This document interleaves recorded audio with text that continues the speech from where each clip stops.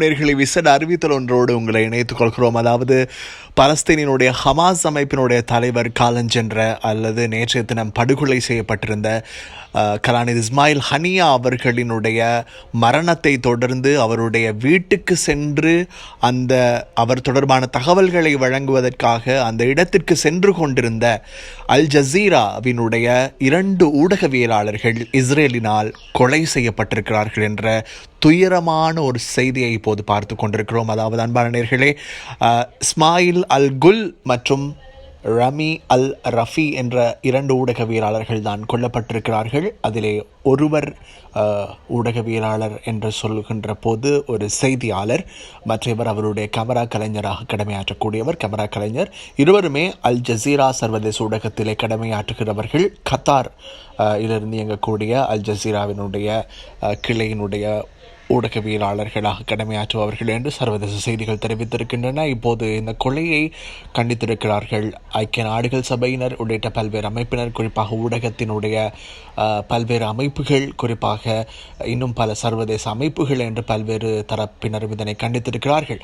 அதாவது ஹமாஸ் அமைப்பினுடைய தலைவர் இஸ்மாயில் ஹனியா அவர்கள் காலஞ்சென்றதை தொடர்ந்து அவர்களுடைய வரலாறு மற்றும் அவர்களுடைய குடும்பத்தினுடைய உறுப்பினர்கள், எஞ்சி இருக்கக்கூடிய குடும்பத்தின் உறுப்பினர்கள் அனைவரும் இருக்கக்கூடிய காசா பிராந்தியத்தினே ஒரு பகுதியில் இருக்கக்கூடிய அவருடைய வீட்டுக்கு இவர்கள் சென்று கொண்டிருந்த போது அங்கே ஒரு அகதி முகாமை இலக்கு வைத்து இஸ்ரேல் வான்படை நடாத்திய தாக்குதலின் போதுதான் இவர்களும் இலக்கு வைக்கப்பட்டிருக்கிறதாக சர்வதேச செய்திகள் தெரிவிக்கின்றன. எது எவ்வாறாக இருந்த போதிலும் இந்த சம்பவம் குறித்து பார்க்கின்ற போது சர்வதேச அளவிலே இதுவரை இஸ்ரேலால் இந்த காசா பிராந்தியத்தில் மாத்திரம் 111க்கும் மேற்பட்ட ஊடகவியலாளர்கள் கொல்லப்பட்டிருக்கிறார்கள் என்ற தரவுகளையும் பார்க்கக்கூடியதாக இருக்கிறது.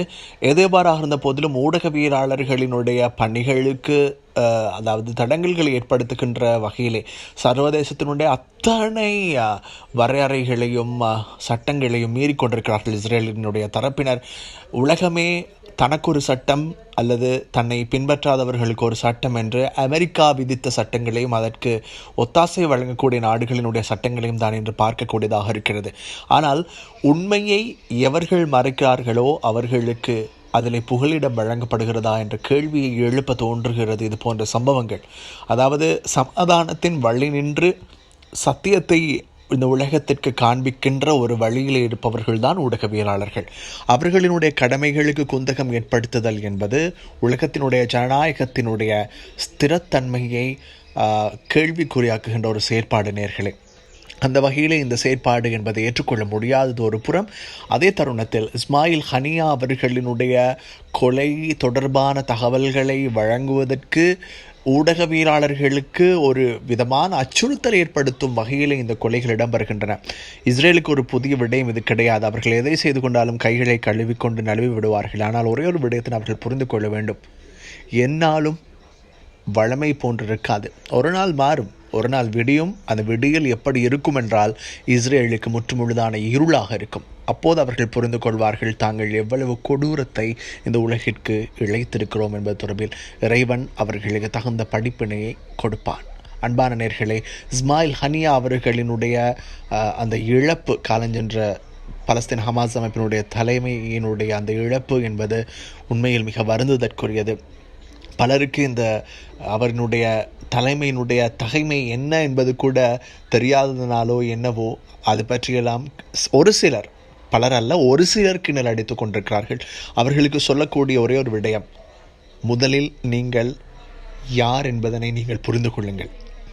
அடுத்தவர்கள் தங்களால் ஆன பங்களிப்பை நல்கிக் கொண்டிருக்கிறார்கள். நீங்கள் என்ன செய்கிறீர்கள் என்ற ஒரு விடயத்தை யோசித்துக் கொள்ளுங்கள். அது யாராக வேண்டுமானாலும் இருக்கலாம். ஒரு சிலர் பார்க்கக்கூடியதாக இருக்கிறது. எந்த நல்ல விடயமாக இருந்தாலும், எந்த ஒரு விடயமாக இருந்தாலும் அதற்கு விமர்சிக்கக்கூடியவர்கள் அல்லது மாற்று கருத்து கொண்டிருக்கக்கூடியவர்கள் இருக்கத்தான் செய்கிறார்கள். ஆனால் அதை பிளவுகளுக்கு வழிகோண்டி விடக்கூடாது. அன்பான நேயர்களே, மீண்டும் சந்திப்போம். தொடர்ந்து இணைந்திருங்கள். அன்பான நேயர்களே, அன்பான நேயர்களே.